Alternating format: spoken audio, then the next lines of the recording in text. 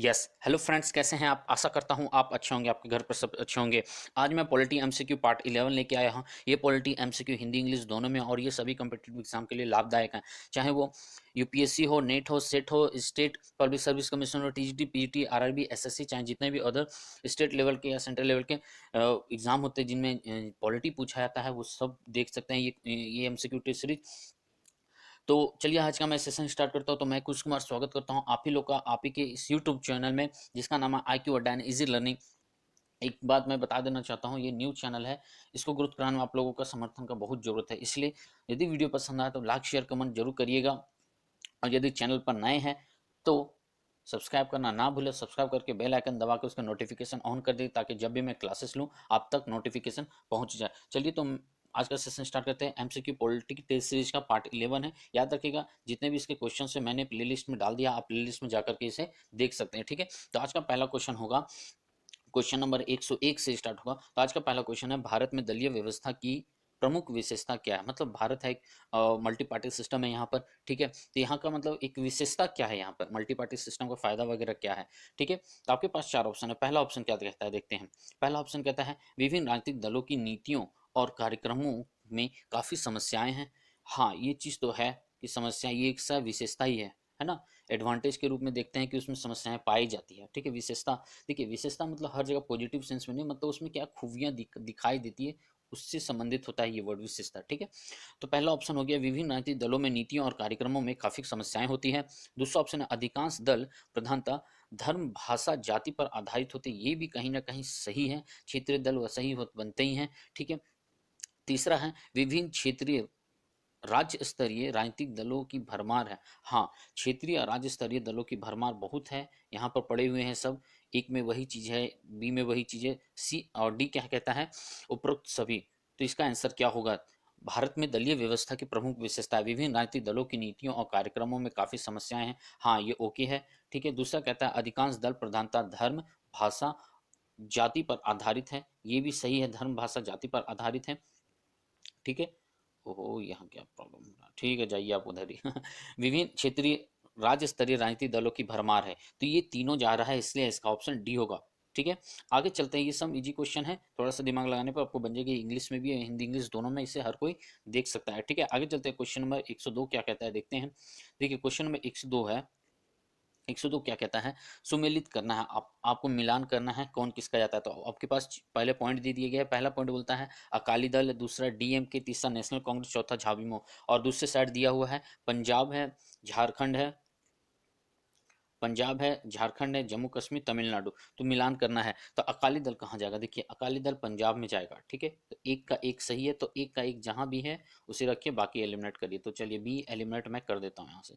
ठीक है, फिर झाविमो, झाविमो जाएगा झारखंड का। ठीक है, 4 का बी जाएगा। ठीक है, तो 4 का बी, देखिए 4 का बी। चलो ऑप्शन ए भी कैंसिल करिए। ठीक है, आपको बचा ऑप्शन सी और ऑप्शन डी। अब देखिए डीएमके कहाँ जाएगा? डीएमके तमिलनाडु की पार्टी है। ठीक है, याद रखिए ये सारे पार्टियां हैं, गलत मत कर दिया। दो में जाएगा 4, तो टू का डी। यस, टू का डी। तो ऑप्शन जाएगा आपका सी, ऑप्शन नंबर सी। तो एक का अकाली दल पंजाब। ठीक है, दो डीएमके का, 4 तमिलनाडु, तीसरा जाएगा नेशनल कांग्रेस जम्मू कश्मीर, और चौथा जाएगा झाविमो झारखंड। तो ऑप्शन सी आपका सही है। याद रखिए ये सारे राज्य के क्षेत्रीय दल थे ये पहले, फिर धीरे धीरे फैल करके राज्य स्तर पर ये पूरा एक्टिव है। ठीक है, अभी वर्तमान में झाविमो की ही, झारखंड मुक्ति मोर्चा की ही सरकार है झारखंड में। ठीक है, चलिए आगे चलते हैं। क्वेश्चन में 103 क्या कहता है, देखते हैं। क्वेश्चन में 103 कहता है, निम्नलिखित में से कौन से राजनीतिक दल में आधुनिक प्रजातांत्रिक व्यवस्था नहीं पाई जाती? तो कौन सा ऐसा राजनीतिक दल है जिसमें आधुनिक प्रजातांत्रिक व्यवस्था नहीं पाई जाती है? तो आपके पास चार ऑप्शन है। पहला ऑप्शन कहता है उदारवादी राजनीतिक दल, दूसरा ऑप्शन है अनुदारवादी राजनीतिक दल, तीसरा ऑप्शन है उन्मूलनवादी राजनीतिक दल, चौथा ऑप्शन है जाति आधारित राजनीतिक दल। तो इसका आंसर क्या होगा? जाति आधारित राजनीतिक दल। ठीक है, जल्दी बताइए क्या है? ए जाएगा उदारवादी राजनीतिक दल, अनुदारवादी, उन्मूलनवादी, या जातीय आधारित। 103 का देखिए, जातीय आधारित राजनीतिक दल इसका सही आंसर, याद रखिएगा जातीय आधारित। अभी कैसे होता है मैं थोड़ा सा बता दूं। देखिए क्वेश्चन क्या कहता है कि राजनीतिक दल आधुनिक प्रजातांत्रिक व्यवस्था में नहीं पाए जाते हैं। देखिए उदारवादी, उदारवादी मतलब क्या होता है, पोलाइटनेस वाले सब है ना, ट्रेडिशनल होंगे, शांति मिजाज वाले सब, सबकी भलाई चाहते हैं, क्या होता है, वेलफेयर स्टेट की मांग करते हुए लोग, है ना। तो ये इस टाइप का मिलता है। अनुदारवादी मिलते हैं, जैसे गरम दल एक नरम दल होते हैं ना, रसिस्ट होते हैं वो लोग, ये भी मिल जाते हैं हमें। उन्मूलनवादी राजनीतिक दल, मान लो उन्मूलनवादी होता है क्या है कि मान लीजिए किसी पॉलिसी में गड़बड़ी आ रही है, तो वो लोग क्या करते हैं, वो राजनीतिक दल ही खत्म करना देना चाहते हैं, वो पार्टी खत्म करना चाहते हैं, व्यवस्था खत्म कर देना चाहते हैं, है ना। पूरा मतलब पैटर्न को बदलने के लिए वो तैयार रहता है। उन्मूलन का मतलब ये होता है अंत करना, समाप्त करना, है ना। लेकिन जाति आधारित कोई सी राजनीतिक दल की व्यवस्था बनाने के लिए कोई कहता नहीं है, ना ही हमारा संविधान कहता है कि आप किसी खास जाति धर्म के का समर्थन करें, है ना। तो ये हमें नहीं पाया जाता, ऑप्शन डी, ठीक है। आगे चलते हैं, क्वेश्चन नंबर 104 क्या कहता है। 104 कहता है, भारतीय संविधान के अनुच्छेद 1 में घोषणा की गई है कि इंडिया अर्थात भारत है। अब इंडिया तथा भारत क्या है अनुच्छेद 1 के अंतर्गत, तो आपके पास चार ऑप्शन है। पहला ऑप्शन कहता है एकात्मक विशेषताओं वाला संघीय राज्य, दूसरा है संघीय विशेषताओं वाला संघीय राज्य, तीसरा ऑप्शन है राज्यों का संघ, चौथा ऑप्शन है उपरोक्त में से कोई नहीं। ये क्वेश्चन सबको फंसने वाले हैं, ठीक है। बी और सी में सब मारेंगे, देखता हूँ। चलिए इसका आंसर क्या होगा, देखिए इसका आंसर होगा ऑप्शन सी। सीधा सीधा बात है, ज्यादा झमेला तामझाम नहीं लगाना इसमें, ठीक है। तो भारतीय संविधान के अनुच्छेद 1 में घोषणा की गई है कि इंडिया अर्थात भारत राज्यों का संघ होगा। ऑप्शन बी नहीं जाएगा, संघीय विशेषताओं वाला संघीय राज्य, क्या ये मतलब संघ में संघ बना रहे हैं क्या, ऐसा कुछ नहीं ना है। और एकात्मक तो है नहीं ये, ठीक है। सिंगल वाला मतलब सिर्फ केंद्र के अंतर्गत यहाँ पर शासन है क्या, नहीं। यहाँ क्या है, यहाँ पावर शेयरिंग वाला है ना, संघात्मक है ये, है ना, फेडरल सिस्टम है यहाँ पर। तो 3 स्तर पर है, केंद्र है, राज्य और पंचायती राज व्यवस्था है ना, तो राज्यों का संघ होगा, याद रखिएगा, ठीक है। आगे चलते हैं, क्वेश्चन में 105 क्या कहता है। 105 कहता है, निम्नलिखित में से किस प्रकार की नौकरशाही दलीय हितों के प्रति पक्षपात दिखाती है। ये सब हार्ड क्वेश्चन बन जाता है थोड़ा थोड़ा। कहता है निम्नलिखित में से किस प्रकार की नौकरशाही दलीय हितों के प्रति पक्षपात करती है। आपके पास चार ऑप्शन है। पहला है संरक्षक नौकरशाही, दूसरा है जातिगत नौकरशाही, तीसरा है प्रेक्षा छा यहाँ पर होगा, ठीक है, प्रस्या दाता, और चौथा ऑप्शन है युक्ता परक नौकरशाही, ठीक है। तो इसका आंसर क्या होगा, जल्दी से बताइएगा। देखिए इसका आंसर जाएगा ऑप्शन सी जाएगा, जो है आपको मतलब द पेइंग ब्यूरोक्रेसी जो है, द पेइंग ब्यूरोक्रेसी, उसका जाएगा प्रेक्षादाता होगा, प्रेक्षादाता होगा, ठीक है। अब देखिए एक्चुअली है ये क्या, देखिए नौकरशाही हिंदी का जो वर्ड है, मैं इसे थोड़ा समझा देता हूँ। नौकरशाही हिंदी भाषा का शब्द है, ठीक है, और अंग्रेजी में इसे ब्यूरोक्रेसी कहा जाता है, इतना याद रखिएगा, ठीक है। अब बात होता है कि नौकरशाही का अर्थ क्या है। देखिए डेस्क पर बैठकर कार्यकर्ताओं का शासन, कोई मतलब मेज पर बैठ करके शासन चलाता हूँ, उसे हम लोग ब्यूरोक्रेसी नौकरशाह कहते हैं, ठीक है। अन्य शब्दों में नौकरशाह का संरक्षण का अर्थ होता है असैनिक या प्रशासनिक अधिकारियों का शासन करना, ठीक है। बात समझ रहे हैं। नौकरशाही का साधारण अर्थ है असैनिक अथवा प्रशासनिक अधिकारियों का शासन, ठीक है। मतलब वो शासन करेंगे लेकिन वो सैनिक रूप से नहीं, एक प्रशासनिक रूप से शासन करेंगे। अच्छा एक बात और मैं बता दूं, जो मार्क्स थे नौकरशाही के चार प्रकार भी बताए थे, अभिभावक नौकरशाह, जातीय नौकरशाह, संरक्षक नौकरशाह, गुणों पर आधारित नौकरशाह, ठीक है। तो क्वेश्चन के अकॉर्डिंग नौकर दलीय हितों का परिपेश करते हैं, तो प्रेषित दाता नौकर, संरक्षक होगा नहीं, जातिगत होता नहीं है, योग्यता परक होता नहीं है, ठीक है। आगे चलते हैं, क्वेश्चन नंबर 5 क्या कहता है, सॉरी क्वेश्चन में 106 क्या कहता है, 106 क्या कहता है, देखते हैं 106। भारत के उच्चतम न्यायालय के अनुच्छेद 51 क के खंड चा के यथा वर्णित मिश्रित संस्कृति की नींव है। वाह, ये तो बहुत काफी टफ क्वेश्चन लग रहा है। बोल रहा है भारत के उच्चतम न्यायालय के अनुसार अनुच्छेद 51 क के खंड चा में यथा वर्णित मिश्रित संस्कृति की नींव है। तो क्या नींव है, तो आपके पास चार ऑप्शन है। पहला ऑप्शन कहता है भारत की विधि संस्कृति, दूसरा ऑप्शन कहता है संस्कृत भाषा और साहित्य, तीसरा ऑप्शन कहता है भारत का पथ निरपेक्षता ताना बाना, और चौथा ऑप्शन कहता है स्वतंत्र आंदोलन के दौरान विकसित मूल्य। ये क्वेश्चन बहुत लोग समझ नहीं पाएंगे। कह रहा है कि मतलब अनुच्छेद 51 क का जो है, और क का के अंतर्गत जो चा है, उसमें जो मिश्रित संस्कृति जो जो वर्ड है, वो क्या मतलब बताया जा रहा है, उसका मीनिंग क्या है, वो क्या दिखाता है कि भारत की विधि संस्कृति है, भारत भाषा और साहित्य है, भारत का पथ निरपेक्षता का ताना बाना है, या फिर स्वतंत्र आंदोलन के दौरान विकसित मूल्य है वो। इसका आंसर क्या होगा 106 का, जल्दी से बताइए। देखिए इसका आंसर होगा ऑप्शन बी, संस्कृत भाषा और साहित्य है। जो मिश्रित है ना, ये सभी लोगों की संस्कृति से रिलेटेड है, ठीक है, संस्कृति होगा, ये मिश्रित संस्कृति होगा यहाँ पर, ठीक है। हाँ, मिश्रित संस्कृति क्वेश्चन में देखिए होता क्या है, अनुच्छेद 51 के अनुसार राज्य को अंतर्राष्ट्रीय शांति और सुरक्षा के संवर्धन हेतु प्रयास करने चाहिए, ये लिखा हुआ है। अनुच्छेद 51 का में नागरिकों के बुनियादी दायित्वों को विस्तार से समझाया गया है। भारत के उच्चतम न्यायालय के अनुसार अनुच्छेद 51 क के खंड 4 में यथावन मिश्रित जो संस्कृति की नींव है वो कहता है कि स्वतंत्रता आंदोलन के दौरान विकसित हुआ हुआ है।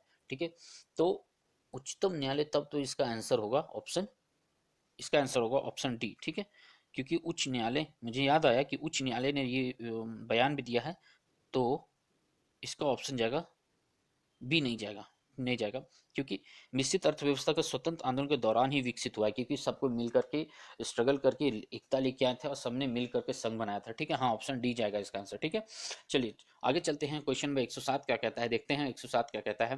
देखिए, भारतीय संविधान के किस अनुच्छेद में नागरिकता संबंधी प्रावधान है। ये बहुत ईजी है, लेकिन बहुत को गलत कर देते हैं। आपके पास 4 ऑप्शन है। पहला ऑप्शन कहता है 12 से 35, अनुच्छेद 12 से 35। दूसरा ऑप्शन कहता है 1 से 5। तीसरा ऑप्शन कहता है 5 से 11। चौथा ऑप्शन कहता है 36 से 51। तो इसका आंसर क्या होगा, नागरिकता।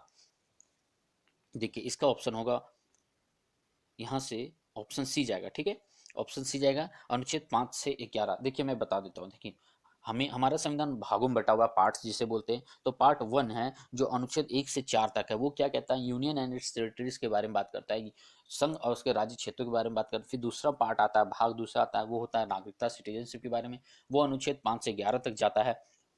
फिर आता है हमारा पार्ट 3 जिसको बोलते हैं मूल मूल भाग बोलते हैं, जिसको फंडामेंटल राइट्स के लिए दिया गया, वो जाता है अनुच्छेद 12 से 35 तक जाता है। फिर आता है भाग 4 जिसको पार्ट 4 कहते हैं, वो जाता है डायरेक्टिव प्रिंसिपल स्टेट पॉलिसी, मतलब राज्य के नीति निर्देश तत्व जाते हैं, वो जाता है आर्टिकल 36 से 51। और फिर पार्ट 4A बनाया गया था। ठीक है, कब बनाया गया था कमेंट बॉक्स में बताया गया। इसमें दिया गया है फंडामेंटल ड्यूटीज, जो आर्टिकल 51A जाता है, और आगे बताता जाऊंगा तो और आगे बढ़ता जाएगा, है ना।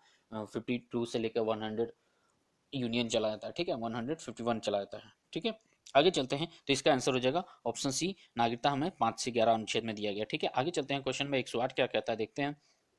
निम्नलिखित में से जनमत निर्माण करने में कौन से बाधाएं आती है, मतलब जनमत निर्माण जब करना होता है तो उसमें बाधा क्या क्या देता है। देखो, निरक्षरता, निरक्षरता। दूसरा ऑप्शन देता है दलों की संकुचित आधारशिला। तीसरा ऑप्शन कहता है निर्धनता राजनीति। चौथा है उपरोक्त सभी।